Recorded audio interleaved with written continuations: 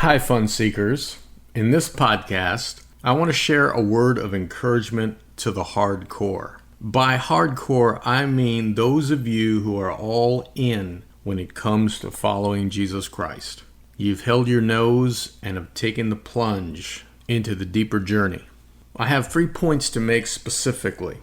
Point 1, we who are on the deeper journey are not very large. And that's okay, because we never have been, and I doubt we ever will be. The people who followed Jesus Christ when he was on the earth could fill a rowboat.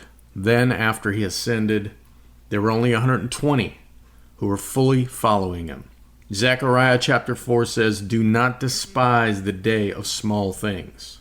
Point 2, it's normal if you experience times where you feel like giving up. Personally, I strongly resonate with the story of Elijah and his trial in 1 Kings 18. He felt very alone and he was ready to give up, but the Lord encouraged him. We all need our commitment to be tested, and the deeper your commitment runs, the more it will be tested.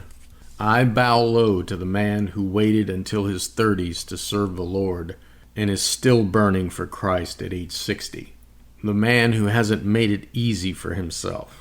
The woman who hasn't made it easy for herself. I'm a little past my 40s now, and some days I have a hard time putting that on. But I believe, or I'd like to believe, that when I'm 60 years old, I am just wailing away.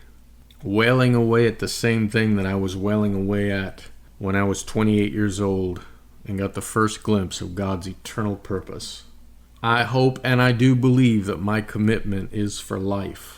It has been tested many times and I've come very close to giving up.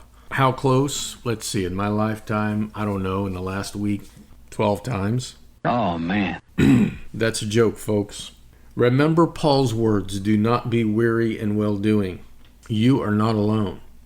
I know it may seem that way when you look at the big conferences going on in Christianity today, and there's not a single speaker who is talking about the eternal purpose of God, about living by the indwelling life of Christ, who is declaring the gospel of the kingdom or the unsearchable riches of Christ, who is talking about the cross. I know it may not seem that way when all of the hottest books that release in the Christian world are mostly repeats of what's been said over and over and over again in evangelical Christianity and mainline Christianity, and Jesus Christ barely gets any billing. Nevertheless, take heart. We are speaking, we are declaring, and we are still writing.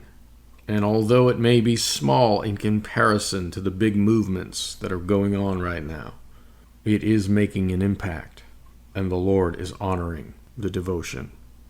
Point 3, in 2017 and the years following, I believe the Lord is going to connect many of us who are on this journey. That connection is already happening through the Deeper Christian Life Network and with some of the events we've been putting on. Until next time, be good.